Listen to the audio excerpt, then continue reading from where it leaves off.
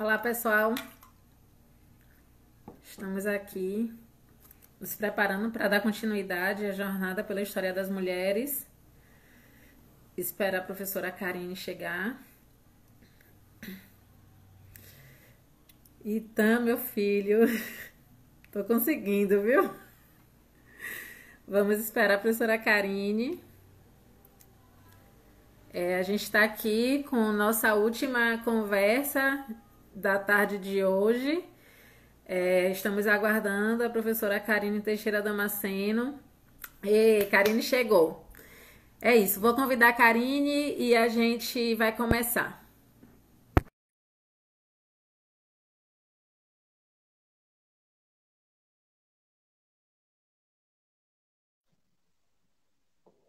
Olá, tudo Olá, bom? olá, deixa eu me Que ajeitar aqui. prazer estar aqui contigo. Se ajeite. Enquanto isso, eu vou sinalizando para o pessoal. Nós estamos aqui, como eu Sim. falei, com o nosso último bate-papo de hoje, mas a jornada ainda continua aí por mais 3 dias. E estamos aqui com a professora doutora Karine Teixeira Damasceno, que é pós-doutoranda pela PUC do Rio.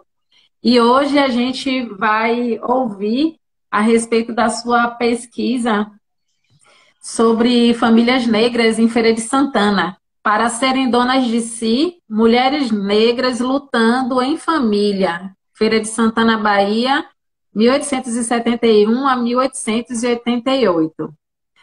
Vamos lá, Karine. Boa noite a Pois todas e faça esteira. todos. Eu quero começar falando da alegria de te, a sensação que eu tenho que eu estou te vendo, olhando nos olhos, quer dizer, eu estou, né? É Que live. coisa boa. Eu acho que é a primeira vez que a gente tem essa oportunidade, ainda não nos encontramos pessoalmente. É, Estou muito sim, feliz. também. É isso.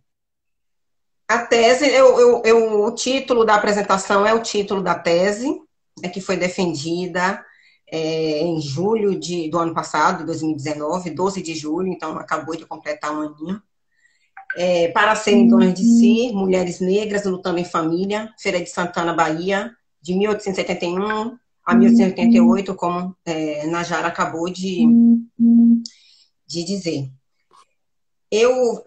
Nós temos um tempo de meia hora, eu gostaria muito de conseguir falar em menos de meia Isso. hora para dar tempo para as pessoas, sei lá, uns 20 minutos, espero, para ver se as pessoas, né, e você também poder se pronunciar, perguntar alguma coisa. Eu já estou muito instigada, fiquei muito instigada com sua conversa com o Lucimar. Então, já Ah, quero coisa dialogar. boa. Eu acho que são os três aí com dialogando sobre esses temas tão próximos. Mas, enfim, antes de começar a falar da tese, eu gosto muito de falar do contexto, fiz um roteirinho aqui para me orientar. Gosto muito de falar do contexto em que o texto foi concebido, gestado e parido, né? Sim. E claro, eu não vou poder falar de tudo, mas foi um período em que, claro, tem questões locais de Feira de Santana. Eu escrevi em Feira de Santana, pesquiso Feira de Santana e escrevi em Feira. Estou em Feira de Santana neste momento. Tem questões estaduais e questões nacionais, mas eu acho que é importante eu dizer que essa tese é uma das muitas filhas, com certeza, do processo de construção da primeira Marcha Nacional de Mulheres Negras, né, que começou a deliberação da sua realização foi em 2011, mas o processo de construção na Bahia começa a tomar mais fôlego em 2013, e é nesse momento que eu estou pensando o tema, né, para a tese de doutorado.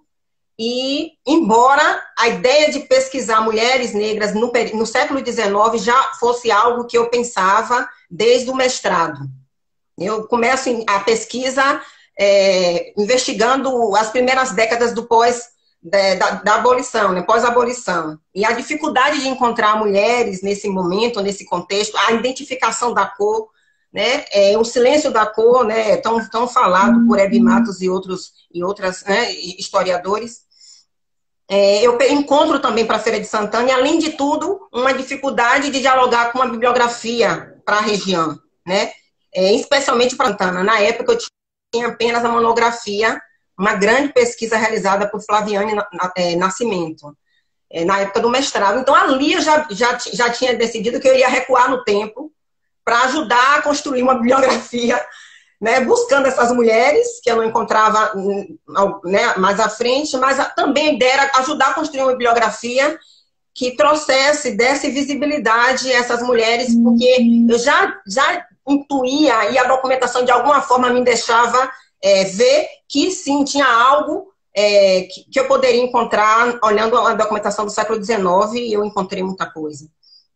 Enfim, mas voltando, o processo de construção da Marcha de Mulheres Negras, com certeza, marca esse texto, assim como outras coisas que estavam acontecendo no Brasil. A sensação que eu tinha quando estava escrevendo esse texto é que o mundo estava desabando sobre nossas cabeças, não era só sobre minha cabeça. Então, isso marca meu texto e certamente inspira a muitas perguntas que eu fiz à documentação. Me inspira também para escolhas teóricas e metodológicas. Então, o tema da tese, né, é experiência de mulheres negras escravizadas, libertas e livres, enquanto lutavam por liberdade para si mesmas, para suas filhas e filhos, bem como para familiares e integrantes da comunidade negra nas últimas décadas da escravidão. Esse é o tema. Eu começo buscando as mulheres, mas é impressionante quando você buscando as mulheres negras, como você não tem como não falar de família. Você cai, você falou antes, ainda no momento que você estava com Luciana, que eu pesquiso família. Pesquiso família, mas eu começo buscando as mulheres. Eu pesquiso as mulheres, mas não tem como dissociar da discussão familiar, né? Sim, ainda falando sobre as escolhas, para buscar, para trazer essas mulheres, eu trabalhei com o conceito de interseccionalidade. Então, eu cruzo gênero, raça e classe. Claro que isso tem a ver também com as coisas que estava sendo discutido nesse momento em que a tese está sendo gestada, como eu já tinha dito antes, mas é importante dizer que a interseccionalidade já é algo que já vinha sendo, já eram escolhas teóricas, né, metodológicas que já vinham sendo adotado por outras historiadoras. Nós temos grandes referências. E aí, no Brasil, a grande referência para isso é Lélia Gonzalez, que ainda não usava o termo interseccionalidade, mas era isso que ela fazia, que propunha, né? E o termo vai ser cunhado apenas em 1989, mas nós já temos referências, especialmente das feministas negras. Claro que também vamos ter outras produções no Brasil, Cecília Soares, Isabel Reis, Maria Odila Leite, Marta Abreu. A pesquisa que essas mulheres fazem são pesquisas interseccionais, mas eu acho que o que eu trago de diferente de muitos dos estudos que eu pude ler durante a construção da tese é justamente o diálogo direto com as feministas negras, que é algo que você tem uma dificuldade de encontrar na discussão, na bibliografia, em que muitas dessas estudiosas e outros que eu não citei vão beber. Embora de alguma forma chega a essas reflexões, essa teoria, é algo que eu faço, é uma opção política, teórica, metodológica e também política, trazer o que essas mulheres estão dizendo para o texto de forma mais explícita. Então, eu faço uma pesquisa de microhistória, sigo trajetórias de mulheres, de seus filhos e filhas, de proprietários, supostos proprietários, aliadas, aliados. E aí eu trabalho encontro 10 ações de liberdade. No início da pesquisa eu pensei que 10 ações de liberdade não ia dar para sustentar uma tese, mas é impressionante o que é possível fazer com uma documentação dessa. São ações de liberdade, que também é uma documentação judicial extremamente rica, complexa, que carrega em si também vários outros documentos. Eu vou falar um pouquinho mais das ações de liberdade. Também trabalho com escrituras de compra e venda de escravizados, cartas de alforrias, testamentos, atestado de óbito, assento de batismos, correspondências, recenseamento, procurações, fotografias, registro de memorialistas, jornais, tanto poucos jornais locais, nós temos uma dificuldade muito grande de encontrar jornais para esse período, olhando para a Feira de Santana, mas jornais que circulavam em outros lugares do Brasil e fora do país também, olhando para a realidade brasileira. Em relação às ações de liberdade, o que é importante dizer para quem nos acompanha é que eu encontrei 10 ações de liberdade. Nessas 10 ações de liberdade, apenas uma não tinha pelo menos uma mulher, como uma mulher, né, negra, escravizada, liberta ou escravizada, como autora dessas ações. Elas aparecem de uma forma, e mesmo na única ação de liberdade em que elas não são autoras, há uma referência também, é importante dizer, há uma mulher que foi alforriada, mas aí eu não encontro, Rita, maiores informações sobre elas. Enfim, essas mulheres, elas, e aí cruzando, pensando nessa documentação, a partir das ações de liberdade, esses outros registros e essa teoria em que eu vou beber, eu começo a prestar atenção nas especificidades da escravidão feminina. Eu já tinha algumas coisas que me incomodavam no que eu vinha lendo sobre... Porque, assim, as mulheres, isso é algo que é praticamente unanimidade na bibliografia, as mulheres eram as que mais conquistavam cartas de alforria, né? E eu me incomodava um pouco, claro, que você já tem uma bibliografia que problematize e traga outras questões para essa questão, mas ainda me incomodava, e considerando para a Feira de Santana, então, que nós não tínhamos quase nada, o protagonismo dessas mulheres no processo de luta pela liberdade, ele era praticamente secundarizado. É quase como se elas fossem coadjuvante no processo de luta pela própria liberdade. Né? A mulher, por exemplo, a mulher, claro, como a bibliografia aponta, e eu concordo, e eu percebo isso na documentação, as mulheres, elas estavam, por exemplo, tinham mais acesso... Tem uma voz. As mulheres tinham mais acesso, por exemplo, à casa senhorial. Né? Isso, a bibliografia aponta, eu também observo isso para a Feira de Santana. No entanto, se problematiza pouco, por exemplo, o que significa estar dentro da casa senhorial.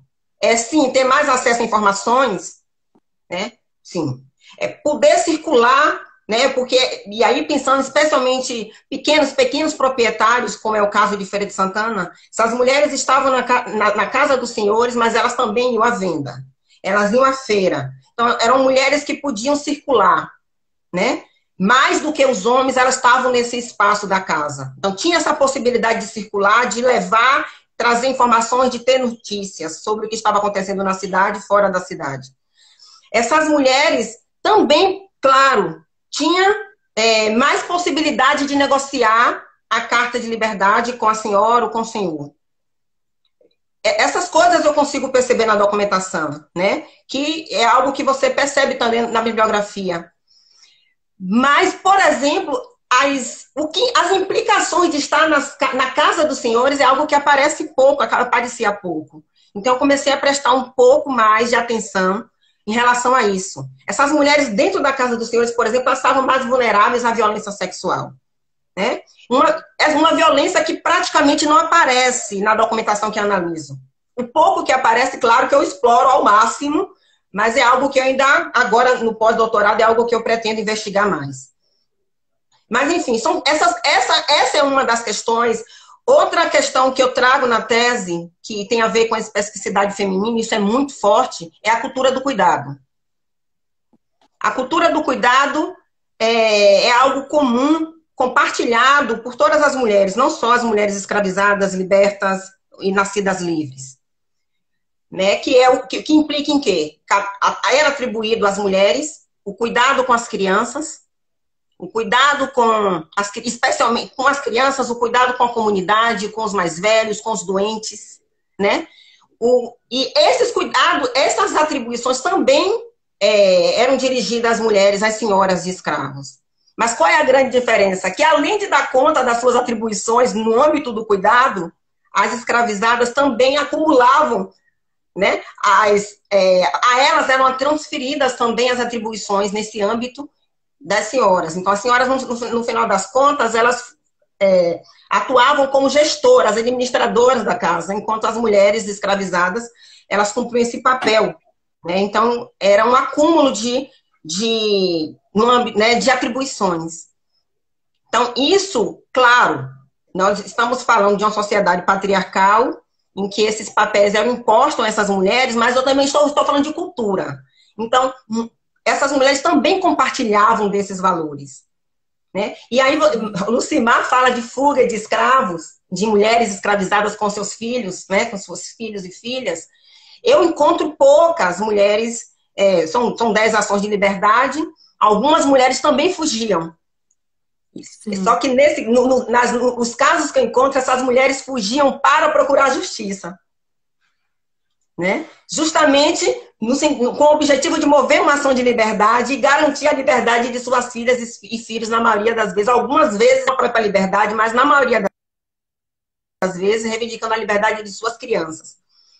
Então, assim, a opção da liberdade legal, a luta pela liberdade legal aparece, é algo que eu procuro sustentar na tese, como uma opção priorizada por essas mulheres. Porque até por conta da cultura do cuidado, a fuga, né, a gente sabe que a maioria dos escravizados não fugiam necessariamente, né? Mas a fuga, né, para o quilombo, ou para se esconder nas cidades, sozinha ou em grupo, para a mulher implicaria, inclusive, levar as crianças juntos. E muitas vezes elas poderiam abrir mão de fugir para preservar o projeto de liberdade do grupo, ou mesmo elas poderiam ser impelidas a não fugir pelo bem também em favor do projeto de liberdade do grupo. Então, enfim, procuro trazer, esmiuçar essas especificidades, existem outras, mas essa da cultura do cuidado é uma especificidade chave para pensar a atuação dessas mulheres. E aí eu vou defender a tese de que, considerando as especificidades da escravidão e da liberdade feminina, as mulheres tinham uma tradição de atrair em torno delas pessoas, né? As mais diferentes pessoas. E que, embora essas especificidades lhes impunham algumas dificuldades, essas mulheres desenvolveram a capacidade de canalizar essa tradição, né, de ter gente em torno delas para canalizar, atrair aliadas e aliados para construir melhores condições de vida e também lutar pela liberdade legal para si, para seus familiares, especialmente suas filhas e filhos. Então, é isso que eu procuro defender ao longo da tese. Eu pensei em trazer aqui para vocês a história de Arcângela e Marcelina, que são duas mulheres, mãe e filha, que movem uma ação de liberdade. Marcelina move uma ação de liberdade em favor de sua filha, que estava sendo escravizada, alegando a liberdade. Ela nascera livre, mas o Senhor escraviza essa menina, né, já aos 15 anos, e a mãe entra na justiça reivindicando sua liberdade. Mas aí eu não vou me alongar em relação à história dela. No final das contas, o que vale a pena dizer aqui, já que tem que ser breve essa apresentação, é que Marcelina é uma das poucas mulheres que consegue ser ouvida diante da justiça, né? Dentre essas mulheres todas que eu encontro, nenhuma delas foram ouvidas. As mulheres eram pouco ouvidas. Mesmo a defesa, né? Mesmo a acusação, fazia uma opção, muitas vezes, de não chamar mulheres libertas, mulheres livres, para depor, porque entendiam que o depoimento dessas mulheres poderia, inclusive, somar a favor do ex-senhor, do suposto senhor.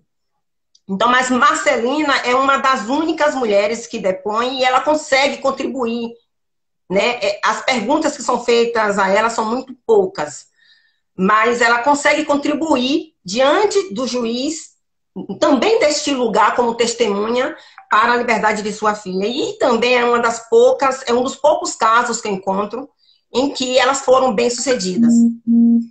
Enfim, eu vou ficar por aqui e vou querer te ouvir um pouco mais, de repente ouvir alguma Eu acho questão. que esse caso de Marcelina até se relaciona bastante com aquilo que eu comentei com a Lucimar, né, sobre o modo como essas mulheres também afirmavam a sua maternidade através desse tipo de ações, né? Mostra como elas não estavam alheias a esse ser mãe também, além de ser mulher, e como essas famílias realmente eram núcleos de luta e resistência, né?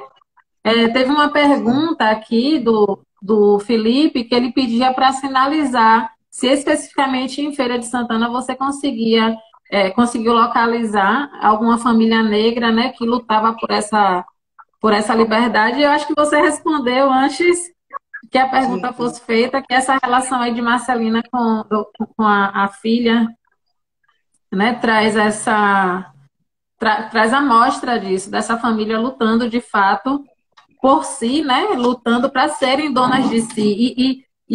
Sua pesquisa é muito instigante, Karine, porque a gente aí trazendo esse debate acerca dos feminismos, né?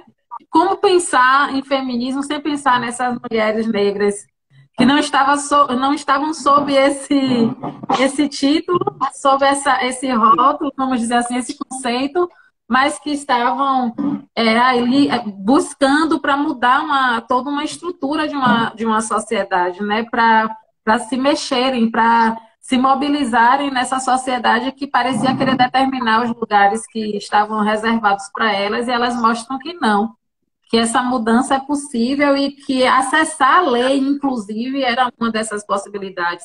Eu acho que é muito bacana você trazer essas ações de liberdade que realmente sinalizam para isso, né? De como essas mulheres buscavam a justiça, porque elas não queriam apenas, entre muitas aspas, esses apenas, serem livres, mas queriam serem livres legalmente, né? Acessar essa liberdade e essa liberdade ser legitimada, inclusive pelo Estado.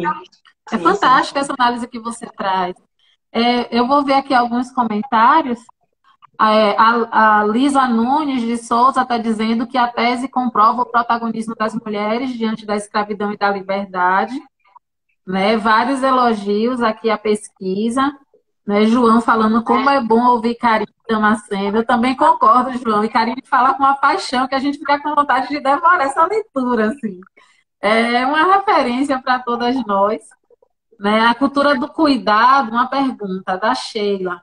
A cultura do cuidado garantia de algum modo a manutenção de seus filhos junto a essas mulheres? Elas conseguiam garantir a manutenção desses filhos?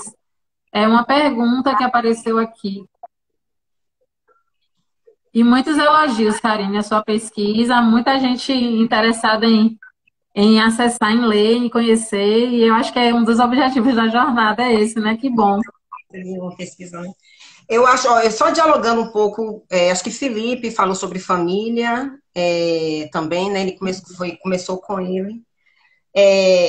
Então, e agora essa última pergunta também sobre os filhos, né?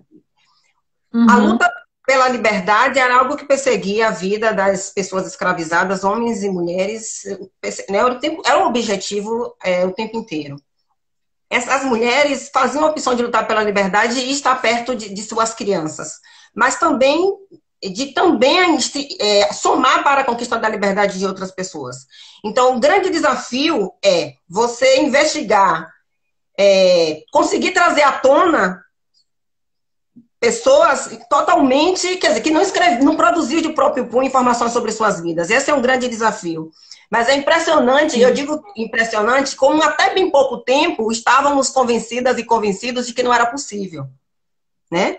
E como esse trabalho minucioso de estar, né, buscando todos os detalhes e inclusive fazendo a leitura do silêncio, Eu vou encontrar, dialogando com o Felipe, em quase todas essas ações, e aí também nas cartas de liberdade, é muito forte. Você não tem tantas informações assim, mas sobre famílias nas cartas de liberdade, mas era muito. Quando havia uma referência à família, essa referência era a mãe. Então, eu atribuo muito da liberdade, muita da liberdade das crianças à figura materna. Essas mulheres moviam ação de liberdade e era para garantir a liberdade da criança que ainda estava escrava, de uma filha ou filho já crescido, né? Então, isso não significa que no final das contas eles permaneceram juntos. Porque na maioria das ações elas perderam na segunda instância. Foram 3 ações em que elas tiveram uma sentença positiva, né, com o ganho da liberdade, confirmação da liberdade.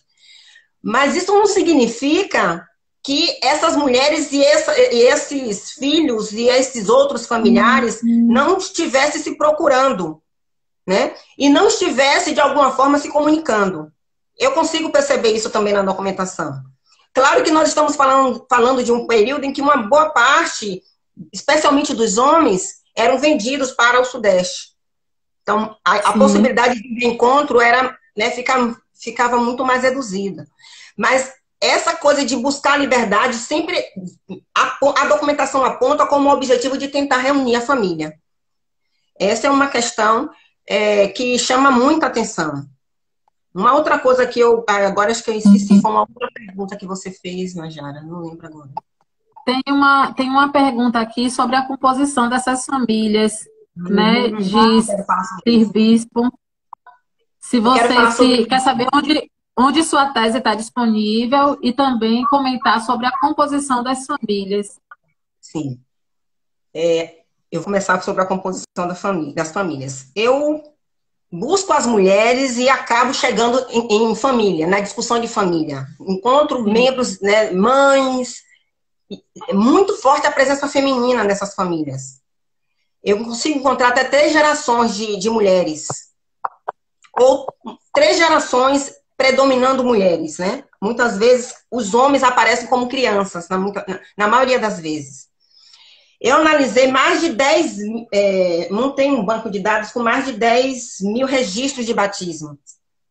E praticamente, os homens não aparecem nesses registros. Então, tem uma coisa que é importante dizer, que embora, considerando a cultura do cuidado, que faz com que a mulher faça a opção de continuar com suas crianças, e cuidar de seus outros familiares, mas especialmente de estar perto de suas crianças, eu também não posso perder de vista que a própria documentação produziu silêncio em relação aos homens. Porque, por exemplo, em relação aos registros de batismos, a maioria dessas mulheres não eram casadas na igreja. Então, o padre, na hora que iria registrar a criança, informava o nome da mãe. Filho natural. Porque a mulher não é casada na igreja. Então, o fato da mulher não ser casada na igreja não quer dizer que o pai não estivesse ali. Eu acho que é algo que a gente precisa problematizar, né? Então, que é uma produção também do silêncio sobre os homens nessa documentação que eu analiso. No entanto, eu não posso...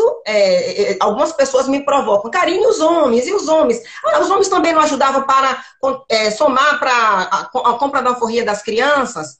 Os homens também poderiam... Existe uma bibliografia que aponta. Eles também contribuíam para a compra da alforria das mulheres.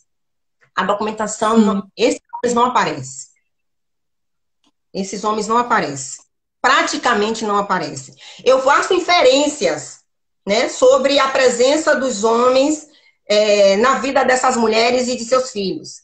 Eu encontro alguns homens, por exemplo, indo testemunhar a favor, né, de Belmira, por exemplo, que move uma ação de liberdade, reivindicando a liberdade de suas crianças. A própria liberdade de suas crianças. E um homem é chamado para testemunhar, e tudo, inclusive, tudo leva a crer que este homem era pai de uma dessas crianças, de algumas dessas crianças, e ele nega.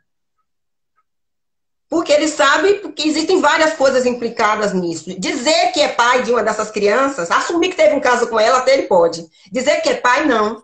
Porque, inclusive, isso enfraquece o argumento, enfraquece o seu testemunho, a sua voz enquanto testemunha. Enfim, então, de alguma forma, eu encontro alguns homens e vou fazendo inferência sobre o lugar que esses homens poderiam ocupar na vida dessas crianças e dessas mulheres. É isso. Só mais uma pergunta para a gente fechar, Karine. João ele chama a atenção para essa multiplicidade das fontes, né? Que você trabalha, é um material, um acervo muito rico. E ele pergunta para efeito de informação mesmo, para próximas pessoas que forem pesquisar, onde que você localiza esses documentos, se são localizados em feira mesmo, se fazem parte do acervo do Arquivo Público do Estado da Bahia, como é que é isso aí? Sim. Obrigada pela pergunta, é muito bom falar sobre isso. As cartas de alforria, registro de compra e venda de escravos, correspondências, procurações, eu encontrei no SEDOC. Aqui em Feira de Santana, esse arquivo está localizado na Universidade Estadual de Feira de Santana, está sob guarda da universidade. Encontro no Arquivo Público da Bahia, no APEB, as ações de liberdade. Flaviane, eu gosto sempre de dizer, Flaviane encontrou 11 ações de liberdade. Quando eu fui ao arquivo, eu encontrei 10. Para esse período, de 1871 a 1878, só apenas lá você só encontra 11 ações de liberdade. Né? Então, mas foi lá que eu encontrei. As correspondências também, encontro correspondências, encontro alguns jornais também, lá no Arquivo Público da Bahia. Inventários. Sim. Como eu segui trajetórias, eu também, eu fui ao inventário a partir do que a trajetória que eu estava seguindo, tomando como fio as ações de liberdade, me conduziam. Mas é possível encontrar muitos inventários no APEB. E também, enfim, existem uma outra variedade muito grande de documentos também aqui no Arquivo Público, no SEDOC. Os jornais que eu trabalho, a maioria deles eu encontro no arquivo do Congresso, Sim. nos Estados Unidos, onde eu fiz o doutorado de sanduíche. Sim. Então, basicamente, esse acervo. Encontro algumas coisas também de correspondência aqui no Arquivo Municipal em Feira de Santana. E é isso. Acho que são essas... Que maravilha, viu? Sua pesquisa realmente é muito instigante. Muita gente comentando aqui, que quer ler, que quer conhecer. E onde está? Qual é o banco de teses que está a sua pesquisa? Que tem muita gente perguntando onde encontrar. Só mais uma coisa. O registro de batismo e de óbito você encontra online, né? Naquele site dos mormons. Também é possível encontrar aqui. Mas aí você trabalha em casa, trabalha online, e nesse momento, então. A tese foi defendida na UFBA, eu depositei, mas me parece que ainda não está disponível. Né? As pessoas estão... Vou até olhar se já está disponível, mas eu posso passar enviando e-mail, eu tenho passado para as pessoas até eles disponibilizarem. Pronto. Entre em contato com a gente aqui pelo chat que a gente viabiliza isso com Karine. Viu? E é isso, Karine. A gente vai encerrar aqui, porque já estamos no limite do horário. Tá chegando direitinho aí, gente, para vocês? Escrevam aí nos comentários, porque para mim tá um pouquinho atrasado. Tá ok? Para mim tá tranquilo. Tá me ouvindo? Tá tranquilo? Pronto. Então é isso.